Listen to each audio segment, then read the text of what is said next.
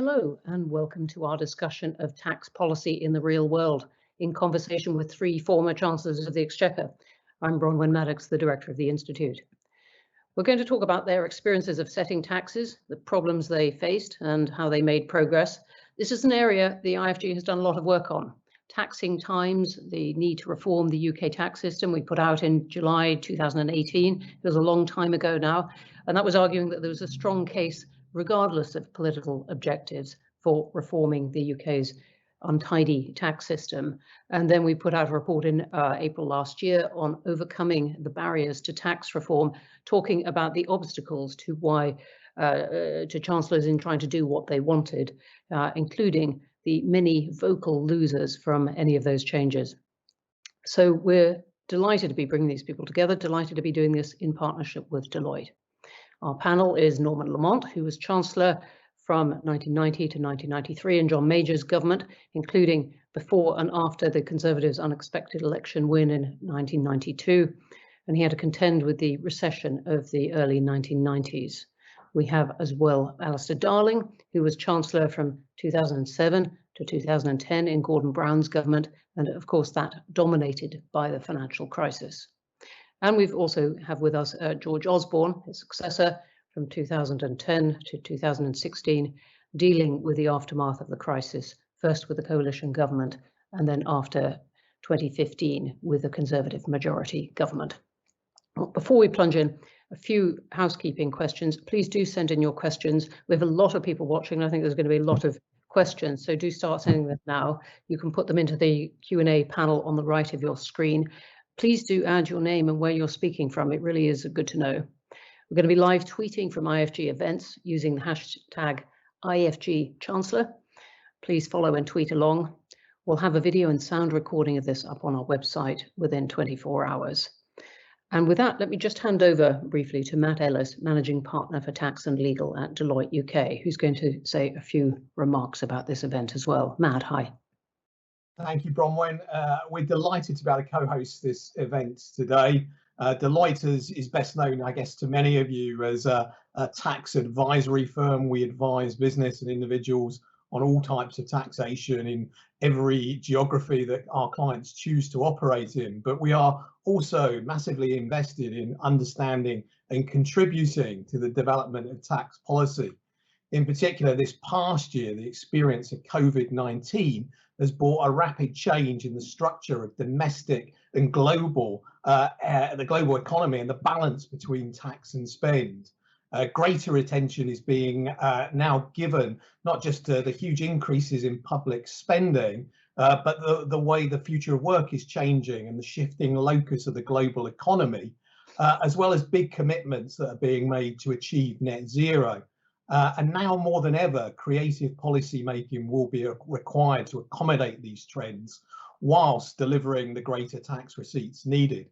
Not just through levels of taxation, we think, but by undertaking structural reforms to the tax system. All too often, our clients and businesses haven't had the time to properly consider the medium or long-term trends in policy making, but the tax systems to which they need to adhere remains the government's primary economic lever. And we're now seeing a marked increase in engagement from our clients on tax policy matters, perhaps evidenced by the high level of attendance for today's session. And there's probably nobody more qualified to guide us through these topics than the distinguished panel that we are fortunate enough to have today, all of whom have at different periods in our history been responsible for UK tax policy making.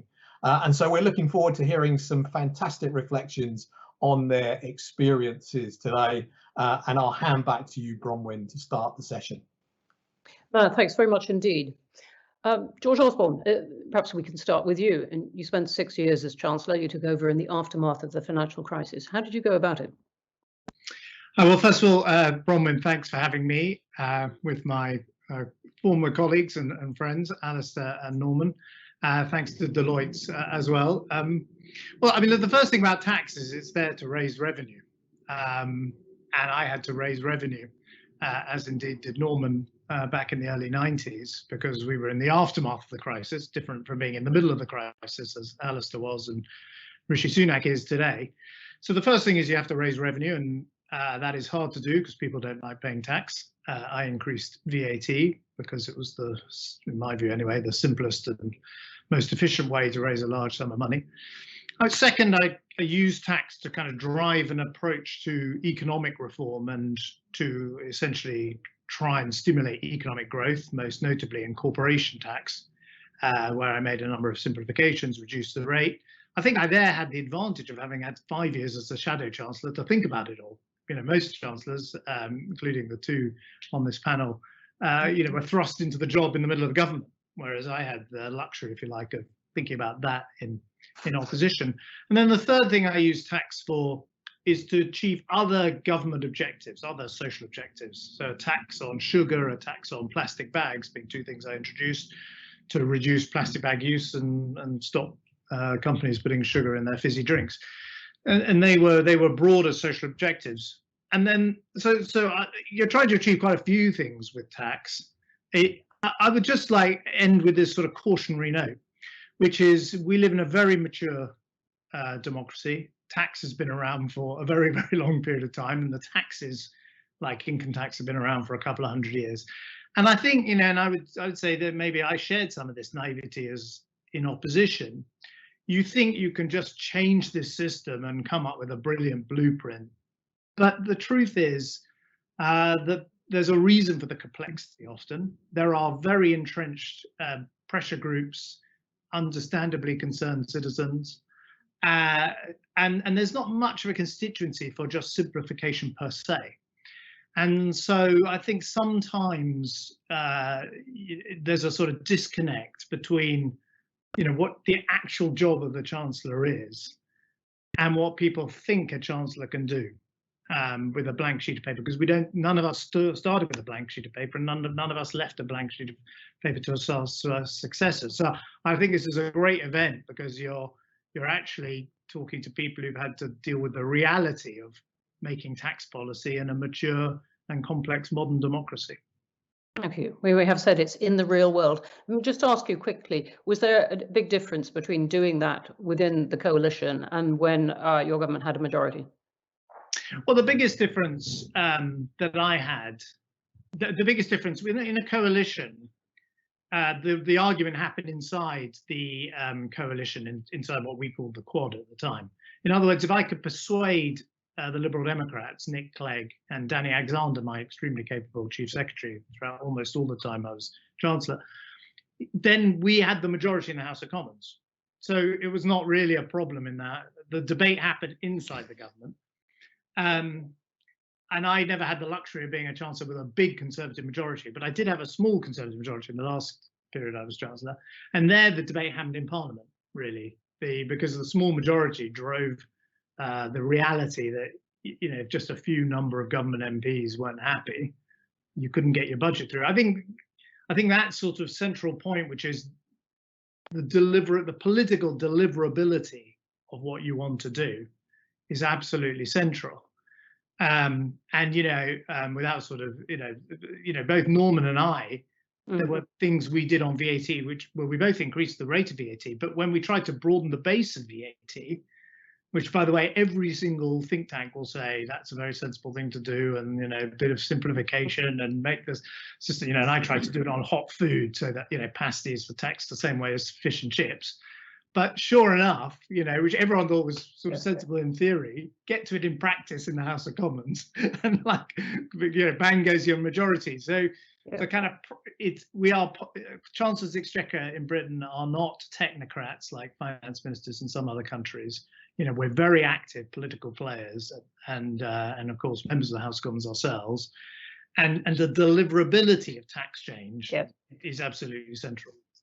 Well, thank you very much for that, and we will come on to I think pretty well all of those points. Alistair Darling, maybe I can turn to you next. And you had the challenge of supporting the economy through the global financial crisis. And when we were doing these tax projects that I referred to before, one of the things a couple of things you said to us was the only popular tax in this country is the tax that someone else pays, and getting the politics right is the most important thing. I wonder if you can take us into your approach as you were doing that.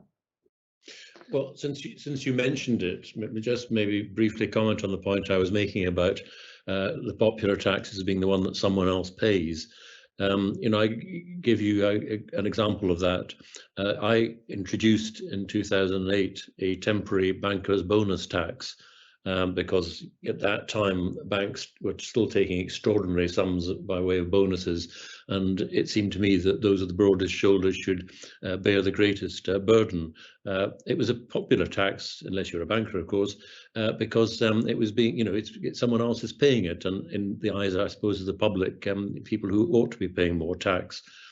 So, George just alluded to what happens when you try and extend VAT to, passes or whatever. And another category of areas which are now rapidly becoming no-go is fuel tax. We all talk about the need to be more green and the need to cut down our carbon emissions. And yet, despite the fact that oil prices have fallen quite dramatically over the last 6 or 7 years, I don't think any chancellor is ever going to be able to put up fuel duty. I mention that because, as George said at the start, the reason you tax is to raise revenue to pay for services and the rest of it.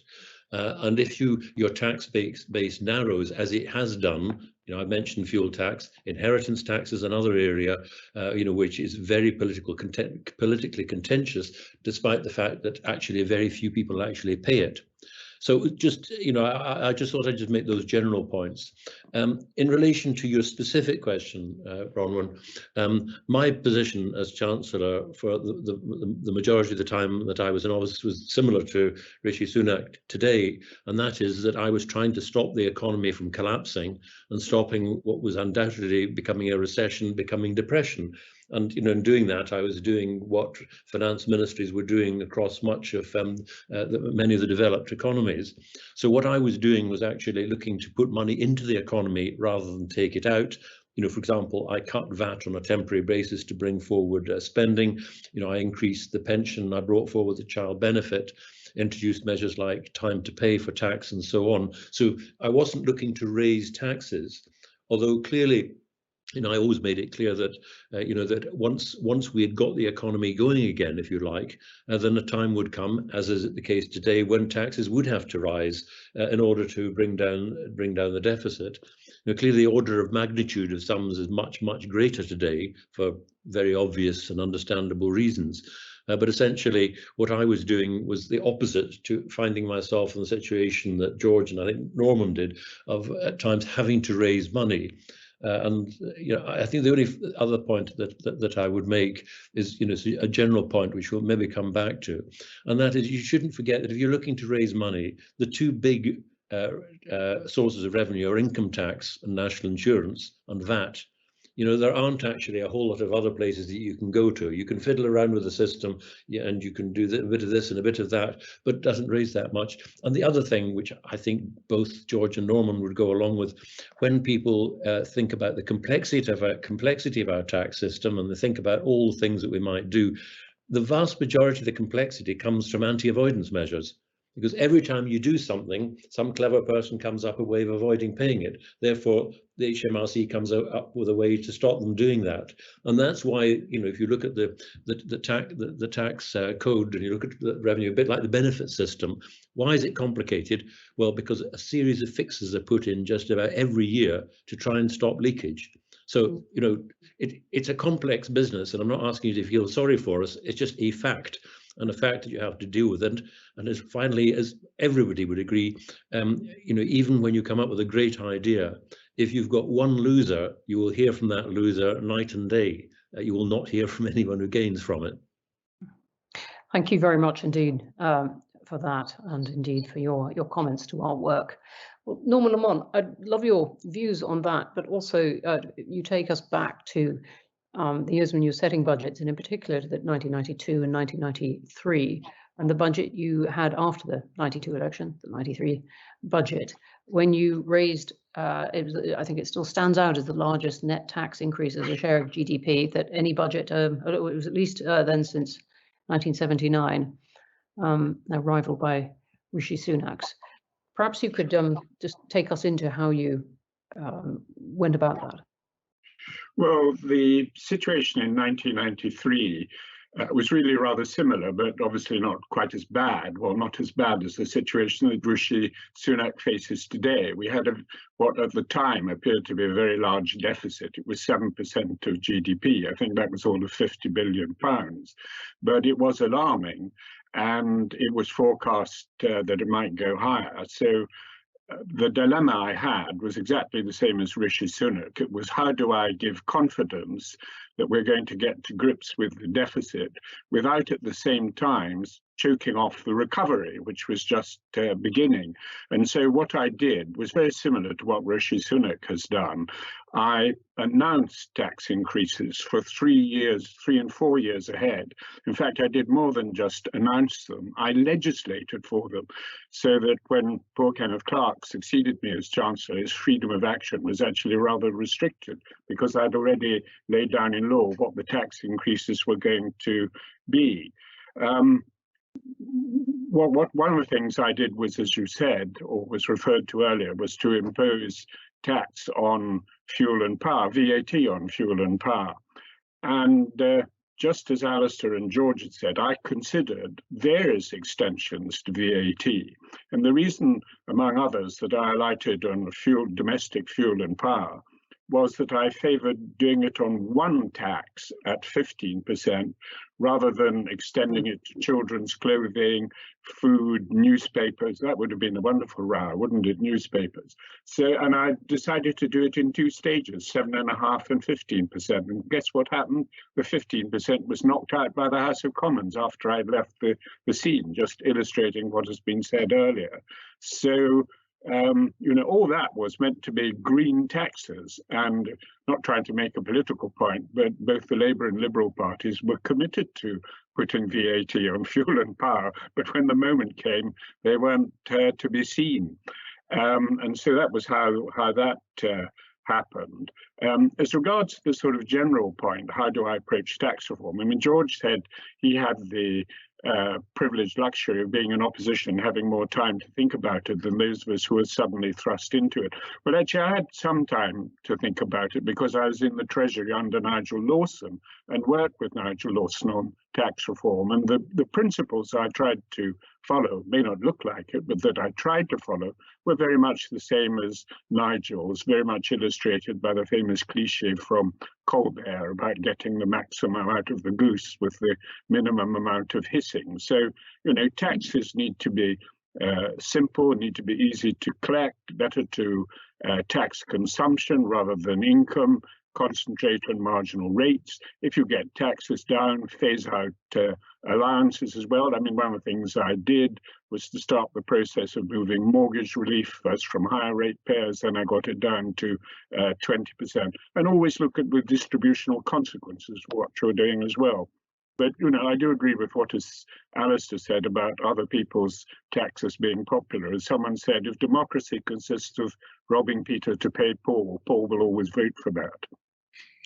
Thank you very, very much indeed for that. So perhaps you and the others can take us into one question, which we have explored quite a bit at the IFG, and that is why some even very small tax reforms make provoke a lot of opposition, and what you can do about that as Chancellor. Well, I think, as was it Alistair said, or was it George said, if there's one person who's affected by it, they will be onto it and making a lot of noise. I think in the Conservative Party on the back benches, you have a lot of problem in getting any tax increases through. There's a very sort of simplified version of the Laffer curve has taken root in the Conservative Party, and there seems to be the view that as long as you keep cutting taxes, the revenue will go up. Well, of course, this is complete nonsense. And, I have a lot of regard for Art Laffer and have discussed all this with him. As you know, it depends on what is the optimal revenue raising of tax, whether a cut in tax will generate more revenue or not. But you have difficulties in the Commons, illustrated by what happened with my attempt to get VAT on fuel and power. Also, I think you have the newspapers will alight on the slightest thing, and it's things that touch people's ordinary lives. I mean, even in a budget that's uncontroversial, the headlines may be all about the tax on cigarettes, the tax on beer, the tax on whiskey, and so on. It's the easily visible things. George, do you want to comment on that? You had, I mean, famously, I think it was in 2012, the big uproar about the tax on pasties and on static caravans and so on, but also, at least as interesting to us, what you do about it. Well, I think, I mean, there's an interesting, if I take two taxes. So the first on VAT, so static caravans and, hot food and whatever. They were attempts to sort of simplify the VAT system and raise a little bit of revenue. The most controversial thing in that budget was cutting the top rate of income tax from 50p to 45p. And it all took place against a backdrop in which people thought the country was in recession, although subsequently the ONS, thank you very much, revised the numbers, but never gave me back that year of my political life. And so, the truth is it wasn't a very conducive, people weren't, it wasn't a great atmosphere in which to be making tax changes. And I suffered reversals on those things, even though they didn't actually raise very much money. I think the kind of interesting contrast from my mind is, but in several years later, in 2015 and 16, I introduced a sugar tax. And I remember all the kind of advisors and everything quite rightly saying, George, you're absolutely mad. You're about to introduce a tax on Coca-Cola, right? I mean, that is going to go down like a lead balloon. And I announced it, and it's one of the things I'm proudest of doing, actually, and it got enormous support. And I was trying to think, what's the difference? First of all, it was better economic times, so the backdrop was easier. My own political standing was higher. So, I come back to the point, chancellors are political creatures. But second, a huge amount of ground laying had been done for a sugar tax. I mean, there had been a lot of talk about introducing a sugar tax. There were lots of third parties who were in favour of it. And so it was always going to be a fight, and I was ready for the fight. I'd geared up for a fight that actually never materialised on the day. I was ready for a really big fight, and it never happened. On the VAT thing, I think earlier, I sort of thought I could get away with a simplification argument, but I couldn't. And the people who were affected, came out of the woodwork and complained. And so, I think you can raise taxes. Norman and I have raised taxes.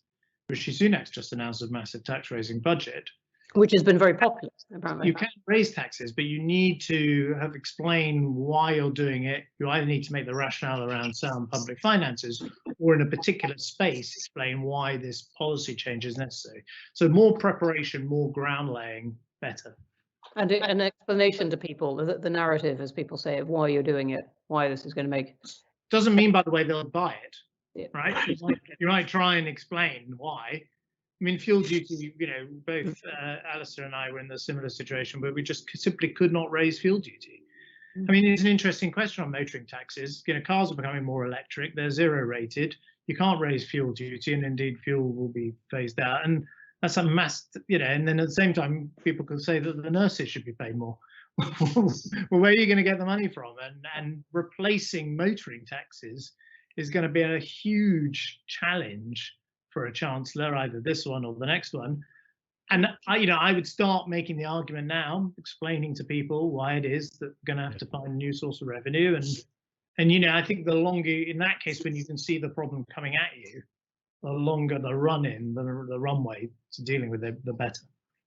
Alistair, darling, can I bring you in? I mean, I remember a campaign to bar you from every pub in the UK when your 2008 budget raised alcohol duty, and wondering whether some taxes are just too unpopular to raise, or whether there are indeed ways of explaining this to people. Well, let me give you an example of where we introduced a tax that was Gordon Brown, not me, but I was involved in the discussions, and that's in relation to raising tax to spend more money on the health service. Remember, at the turn of the century, there was a lot of debate about how much we as a country spent on the health service, as opposed to, I think the comparison was principally with our continental neighbours. And Gordon Brown knew that that was going to be controversial, so he appointed a commission, to look into the funding of the NHS, which recommended that national insurance should go up to pay for it. And looking back, it was a commission that clearly was like a train and it was on a set of rails, and it was pretty clear which station it was going to arrive at. But by paving the way over about an 18-month period, it was politically acceptable, and I think both major political parties, and probably the Liberals as well, but for that matter, are nervous about raising taxes because the pitfalls are absolutely immense. But George and I and Norman, we've been talking about fuel tax. Let me give you an example. That's a very good example, actually, of where things are going to have to change. Not just because of the need to raise revenue, but simply because of technological change. It is likely that within the next 10 years or so, more and more cars will be electric. It is also quite possible that we will see a growth of what's called autonomous vehicles, ones that can, certainly in certain cities, will be able to run around. So you simply, you buy them, you buy the service like hiring a taxi. And that will mean that your revenue from fuel duty will fall simply because people are using less petrol than they were in the past. About 10 years ago now, well, actually it's nearly 15 years ago now, I floated the idea of changing the way in which we raise money for road use to what's called road pricing, where basically you're charged according to the distance you travel, the time of day you travel, and so on. Now, naturally, when I introduced it, it was greeted with a wall of opposition from just about every quarter, and I think one of my predecessors had to sort of, if I use the pun, park it somewhat, where it's remained ever since. But at some stage, we're going to have to change the way in which we raise money for the use of roads. I think road pricing is an idea which will come, at some stage. I always used to say at least 10 years off, and it probably still is. But it's an example of where, governments in the future are going to have to say to people, look, we'll need roads, you need to get about, it's got to be paid for. But road pricing is certainly one way of doing it. But I think when you make big structural changes in tax, it does take an awful lot of rolling the ground before you start it. And in the meantime, of course, you're hit by events. Because you're always going to have to raise money to pay for this or that. And remember, the big driver actually of your tax revenue isn't so much your tax rates or the taxes you have, but the state of the economy. When the economy is growing, your tax revenues go up. And this is the problem that Rishi Sunak faces today. He doesn't yet know what our economy is going to look like over the next 5 years, because nobody really knows, how soon we will get a recovery, whether you'll get a recurrence or something else will come along. So you never get to, it's not like you ever have a time where it's completely calm waters and you can say, well, let's reform this tax and let's reform the next one. You're never doing it in a vacuum. Something is always happening. And usually something is very easy to derail what you might be trying to do. No, entirely agreed. What about the point that Norman Lamont was raising about whether there are circumstances in which cutting taxes raises revenue, and indeed what role the Laffer curve has these days? George Osborne, you made cutting corporation tax, although increasing the base from which it was taken, one of the centre points of what you were doing. We've just had the Chancellor do the opposite. What do you think recent history tells us about this? Well, there are two. I'd sort of point to two examples. I think cutting the top rate tax from 50 pence to 45 pence. I think most of the evidence, and it's always a bit difficult to disaggregate it from the general growth of the economy and increase in revenues, Alice talked about. But there's a lot of evidence that did not cost a great deal of money. The 50p rate was too high, and indeed, without getting into whole political arguments, was only introduced in the last month of a 13-year Labour government. So that was an example where I think there was some Laffer effect. In other words, you could cut from 50p to 45p and it didn't cost you as much money as a sort of more static scoring of it would. On corporate tax, I mean, the situation I faced was the corporate tax regime, in my judgment, had become uncompetitive. Quite a few companies were relocating abroad, and with the help, I want to praise my minister by my side through most of these years, David Gauke, who was a brilliant junior minister. We came up with a corporate tax roadmap that set a kind of falling rate of corporation tax, broadening of the base, as you say, getting rid of the complexity of the small companies rate, changing the control foreign companies rules, and basically constantly explaining what we were going to do over a period of years so that large corporations and businesses who plan on a multi-year timetable wouldn't have to wake up and see what the next budget had in store for them.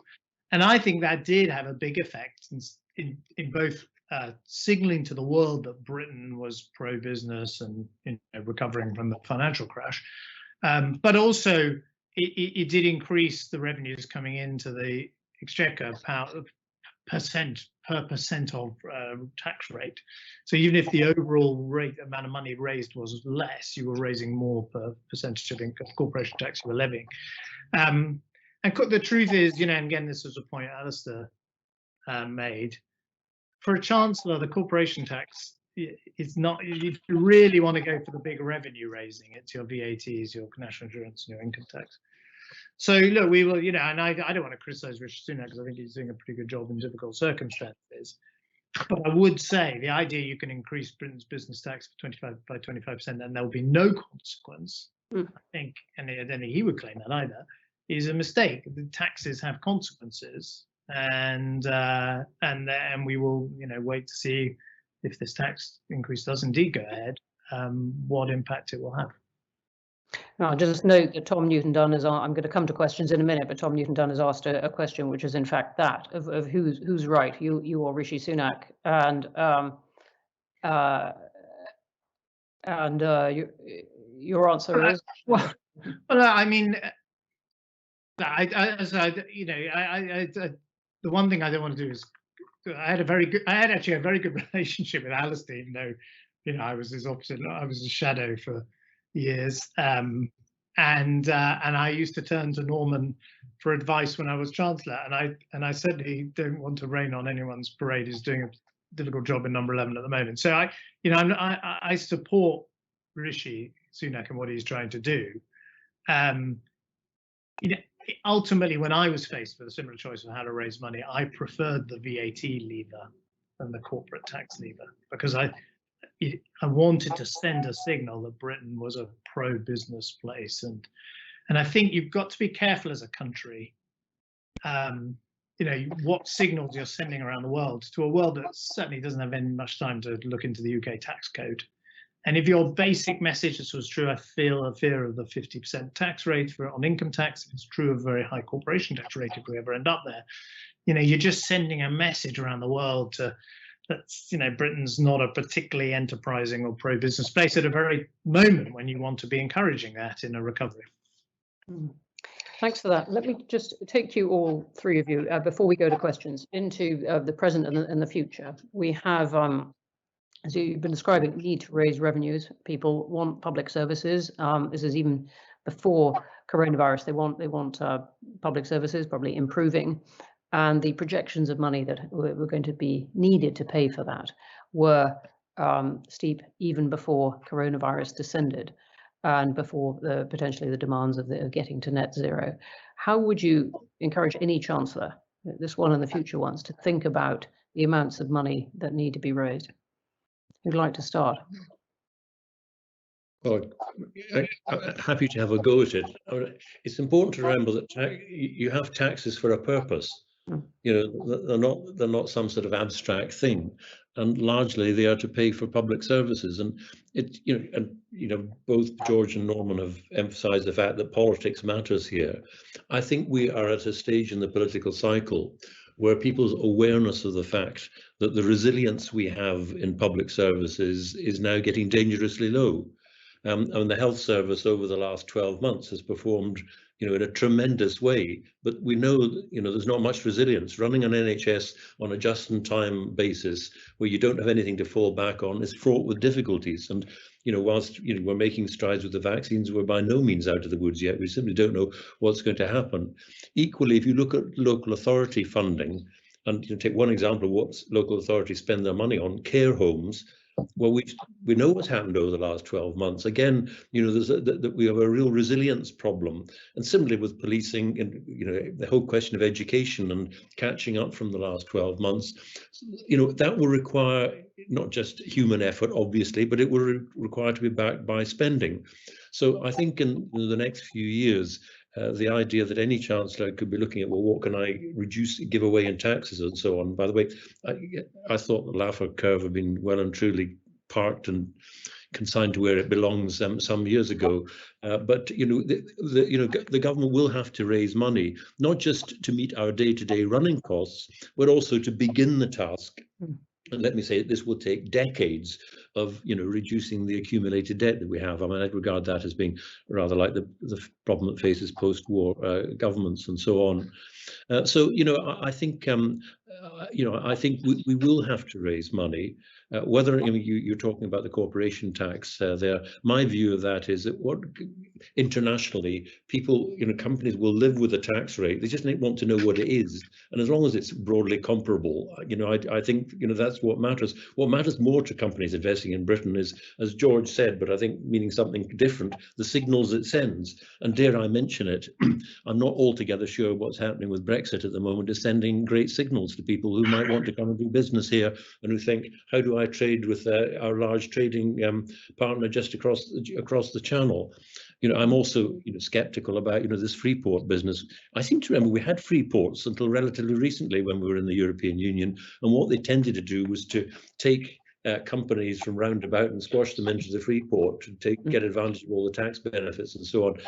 There's an example of complexity where I have severe doubts as whether or not it's going to achieve very much, and it's certainly going to add to complexity. I would rather concentrate and see what we can do and what makes this country a good place to do business in, a good place to live, which actually matters to international businesses that like coming to this country or have at least up until now. So there's all sorts of things enter into the equation, and I'm afraid, even for people who look at the tax from an academic point of view, politics is never far away from any of these things. Can I just say something on social care, because I think it's such a good point that Alice has raised. Everyone sort of wrings their hands and says, like, no government has solved social care, and then they criticise Rishi Sunak for not talking about it more in the budget. It's very, very simple. If you want to spend more money on social care, someone's got to pay for it, and you either get the people who've got the money, usually locked up in a house that they live in and they want to pass on to their children, to pay for it, or you get the rest of the public to pay for it in a general increase in taxation, including paying for the social care of people who are not going to sell their house and pass their house on to their children, even though the person paying the tax for their social care may not have a house themselves. That is the simple dilemma. And you can have as many debates and call for cross-party alliances as you want. You can wring your hands about the social care problem, but until a government says, we're going to increase national insurance to pay for a big increase in provision of social care, or we're going to take your house away from you because now you've gone into care and you can't pass it on to your child because it's going to be used to pay your care costs. Until a government says one of those two things, it will go on having a debate about social care. And the reason why the governments that the three of us were part of didn't make those choices is because they're incredibly unpopular. And so it's much more straightforward politically, sadly, to just keep kicking the can down the road and saying, well, there's a social care problem, and in my budget this year, I'm announcing a few hundred million more for the social care budget. It's a very good example. I would not disagree with you on the argument, but it arguably cost Theresa May her majority in that manifesto. Norman Lamont, what would you say, looking at the future and the apparent need to raise quite a lot of revenue to pay for the public services that people want? How does any chancellor go about thinking about? Well, I rather agree with what Alice has said. I think the long-term debt, obviously, we're lucky that we may be living through a long period of low interest rates. I mean, that's not certain, but it looks quite probable. a lot of it can be written off over the longer term, but the current deficit, I think when you look at and I'm not wanting to criticize Mr. Sunak, obviously, but when you look at the arithmetic in the budget book, the way in which the current deficit falls so sharply in year 2, year 3, I think is something one wonders quite how it's going to be done. And it looks as though there would have to be very tight squeeze on public expenditure. There's going to be a very demanding public expenditure round. I personally will be surprised if these tax increases are the last tax increases we see in order to deal with the problem of the current deficit in the short term that needs to be dealt with. So, when you were saying my tax increases were still the largest, I think I won't have that distinction probably in a few years. I think it'll come back. I think there will be more tax rises. I can't really see how that can be avoided. Thanks for that. Can I just say, also on corporation tax, I think for the reasons Alistair gave, he didn't have any alternative but to go to corporation tax, because they'd ruled out VAT, they'd ruled out income tax, they'd ruled out national insurance. So he had to go to corporation tax. But corporation tax, I think, is almost a tax that's outliving its usefulness. And, I think there is an argument for possibly getting rid of corporation tax and just having a sales tax. But of course, we already have a sales tax called VAT, but it's proving increasingly difficult to squeeze anything more out of that lemon. And goodness knows whether the revenue that has been predicted from the corporation tax rise will take place, because the rise comes in just as the super incentive for investment ends. And whether the super incentive for investment really will bring forward new investment, I don't know. Some people are skeptical about that. Thanks for that. Let me go to questions. There are a lot of them, and there are a lot of very good ones. We start with one from Louise. Is there good evidence that sin taxes on sugar and alcohol actually influence behaviour? You should jump in, anyone who wants to answer any of these. The short answer is yes. I've absolutely no doubt that the very high tax on cigarettes has played its part in reducing smoking in the country. And in my own experience, the plastic bag tax, which I have to say was a number 10 policy, not a number 11 policy, and I was a little bit skeptical of doing it, but I had a very good partnership with my Prime Minister at the time, and I put it in my budget, has had a dramatic impact on reducing plastic bag use. And the sugar tax, which I've already used, led almost immediately the soft drink companies to reformulate their fizzy drinks and take the sugar content down. So, those are sort of versions of sin taxes. They have actually worked pretty well. Great. Let's go to another one. John Burt, what is the effective political limit, specifically political limit, on both the upper and lower share of tax as a percentage of GDP? I think he wants numbers as an answer. Who'd like to pick that up? I think that's a very difficult question to answer. I mean, the paradox is, you said earlier that I had put up taxes more than anyone else since Jeffrey. That, of course, is true, but for the reason that Alistair made earlier, the tax burden while I was Chancellor was actually very low, measured as a percentage of GDP, because the economy was so suppressed. And likewise, at various points, the tax burden as a proportion of GDP, because you have to take account of the numerator as well as the denominator, goes up as the economy expands. And when people say the tax burden now is at the highest level since Roy Jenkins was Chancellor, part of that is because the economy has fallen 10%. But of course, tax revenues have also fallen. So it's very difficult to alter that number, whether it's, we used to debate this. I used to debate this with John Major endlessly. What could you get the public sector down to as a proportion of GDP? And I think he thought you could get it down to something like 37% possibly, but not much further. People talk about Singapore on Thames, but it's completely unrealistic if we're going to have the sort of welfare provision, the National Health Service that we've had and we want to build on. So, that's where I would say the size of the public sector could be. The tax burden, I think, is very difficult to express as a percentage for the reasons I've given. I don't think you can give a numerical answer to that. a lot of it depends on what's going on at the time. As Norman said, the tax burden, was a lot higher in the 1980s than it was when Norman was Chancellor. But it's what people perceive. Does it look fair? Do they really feel squeezed? I think that's it, it's a political judgment, really. Last week, Rishi Sunak announced that he was going to freeze personal allowances. Now, the great thing about that announcement is it's not going to affect anybody this year.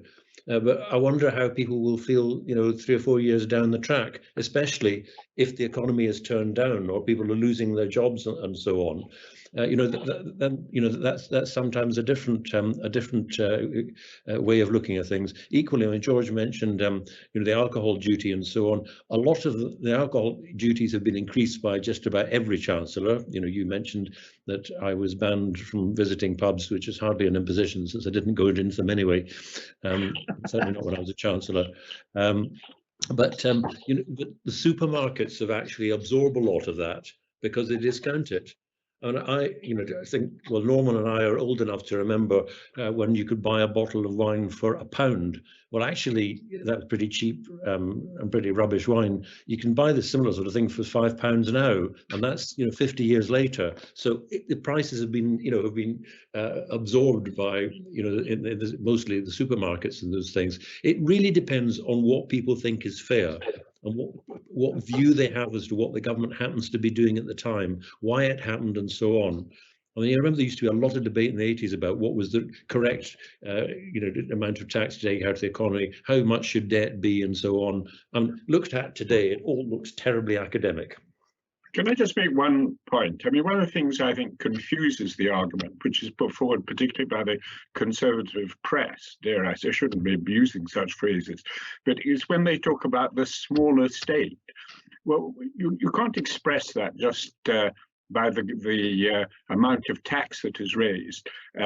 You have to take borrowing into account as well. And a low tax rate and a high rate of borrowing is not a small state.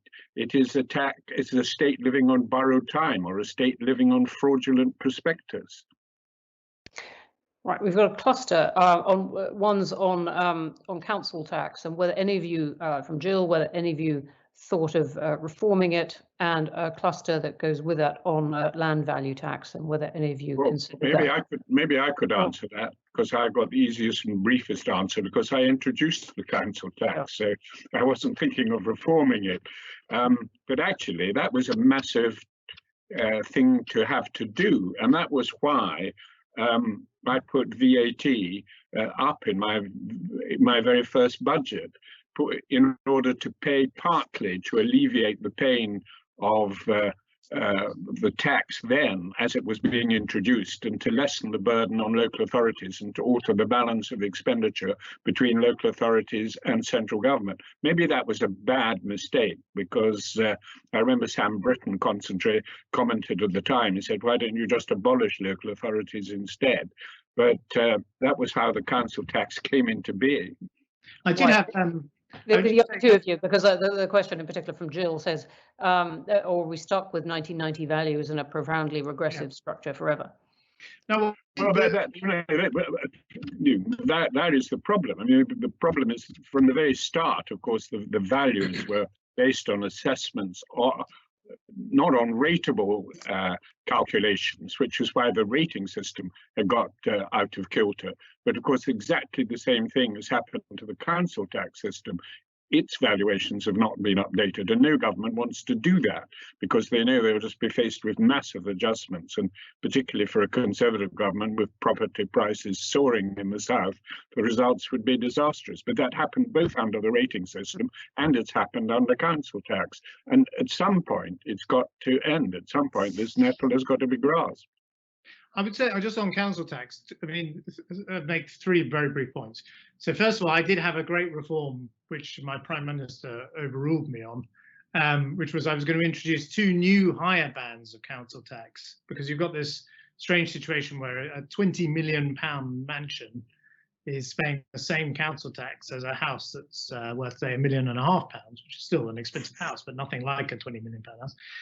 So I was going to introduce 2 new bands and use the money to get the income tax rate not from 50 to 45, but from 50 to 40%. And I even got the Liberal Democrats to agree to this plan, but Prime Minister David Cameron took the view that going to 40p was probably too much of a cut in income tax, and that the council tax ban sounded a bit like a mansion tax. So on the many things we agreed on, that was one of the things we disagreed on. But I think that's a good reform still hanging out there for anyone who wants to pick it up. I don't think you need to get rid of council tax, but I would.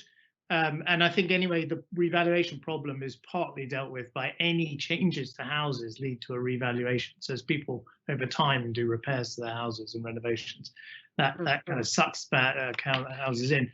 But I would. Yeah, I think you could really decentralize the revenues. At the moment, local authorities don't really get the receipts.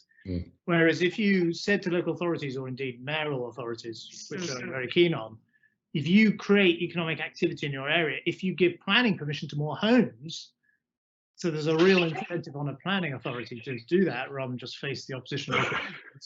And you get the money from the extra council tax, and you get the money from the extra business rates if you allow for economic development, and you devolve that to these powerful new elected mayors in the north of England and elsewhere, I think that would be a great decentralizing reform that would also drive real economic activity and leveling up, to use the current jargon. All right, let me.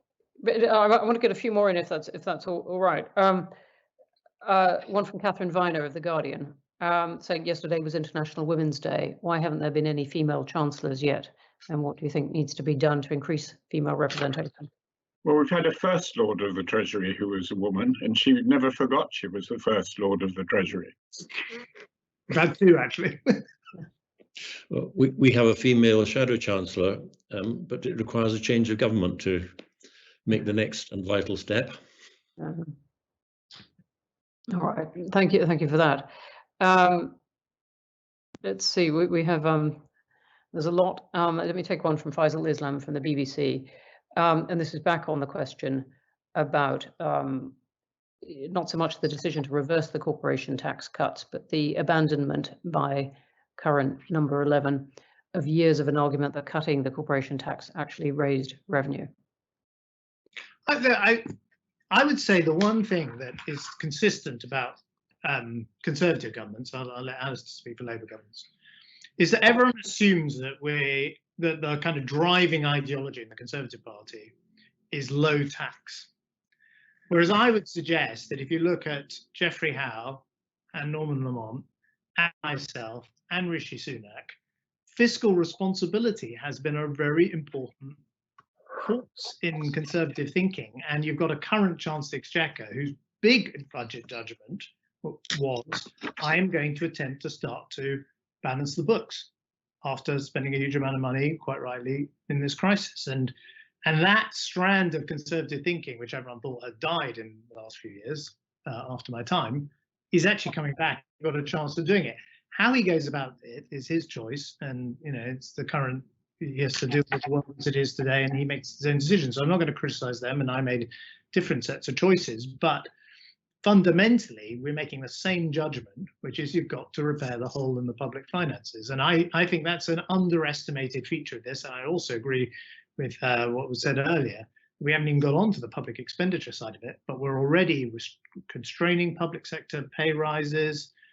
Public sector pay budget, public service budgets in the future are going to be constrained because they have to be, because there's a great big hole in our public finances, and that fiscal responsibility is coming back into vogue. Could I just comment on that? I mean, as it applies to the Conservative Party, and Alistair can comment on the Labour Party, but I think what George has said is quite right as it applies to government, and it's quite right as it applies to Thatcherism. I mean, Margaret Thatcher always used to say that sound finance came even before tax reform or reducing tax rates. She said that repeatedly. And while I think that has been true of Conservative governments, I think there is a different strand of thought on the backbenches. And there is an appetite there just always to reduce taxes. maybe it's very long-standing. I think it was Lord Palmerston said the House of Commons has an ignorant impatience with taxation, but you do get this pressure even when you're trying to behave responsibly from your own side. I certainly, from my view, the corporation tax isn't an ideological matter. I think it has to be internationally competitive because of its general nature. And of course, there's a problem that we haven't touched on, and that is the ability of multinational corporations to move around the world and not pay tax anywhere. And that's something that needs international cooperation, and it needs fixing. But as I said earlier, if a company is thinking about doing business in this country, it looks at the picture in the round.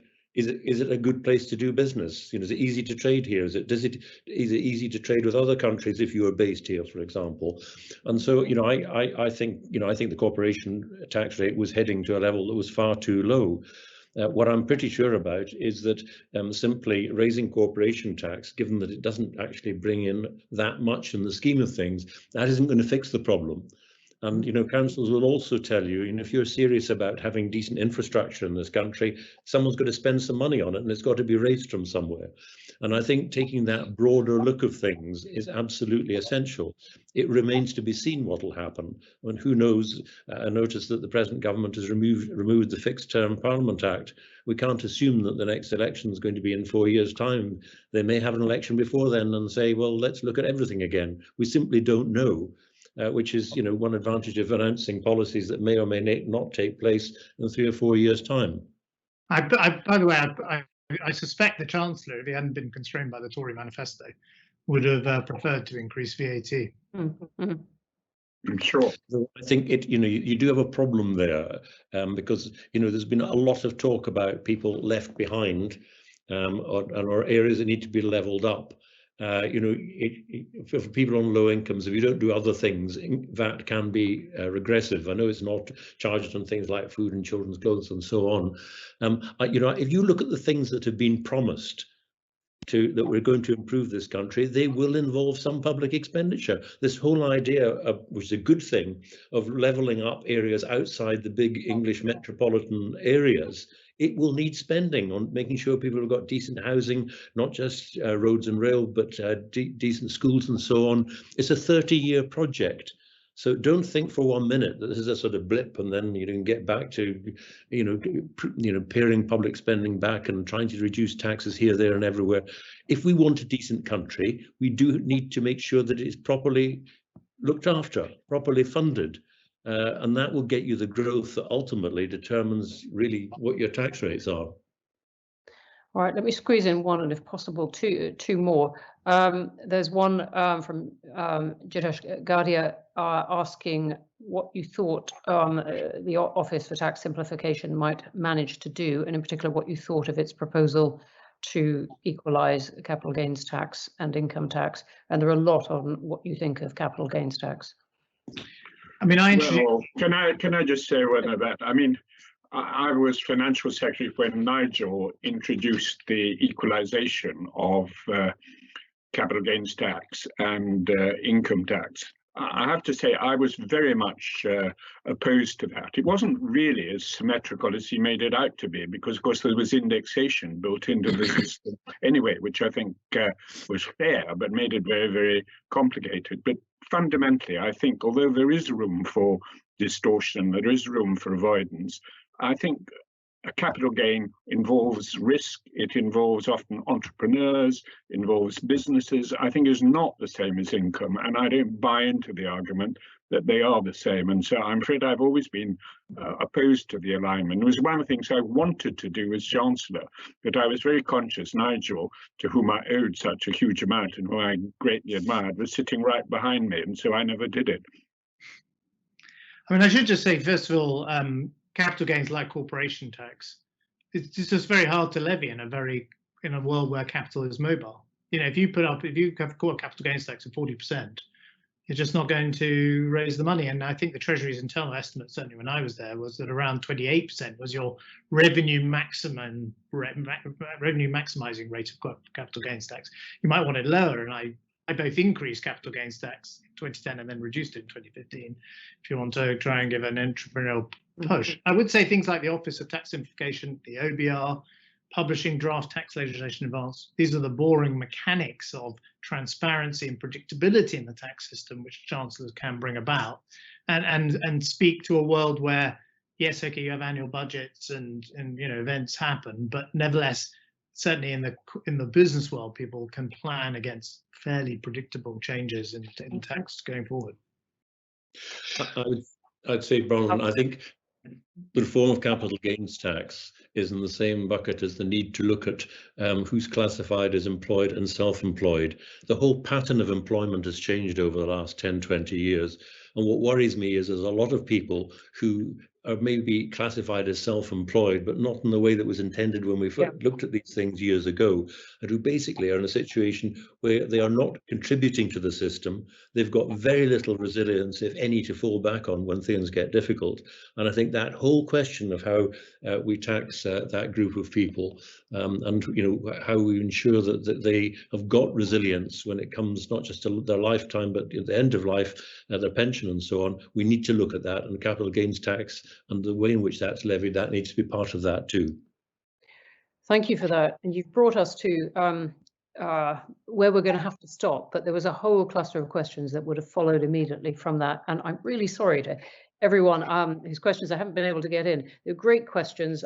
Vincent Masterson of City University of London, thank you for sending so many very good ones. They rather overlapped, sadly, with others, but there were great ones on employment and self-employment and what to do about that, about taxing big tech, about hypothecation, and we could go on. Thank you all very, very much for answering those questions. And as I said, there's a flood of interest in this, and we could have gone on for a long time. Everyone who's been watching, thank you very much indeed for that and for sending in these questions.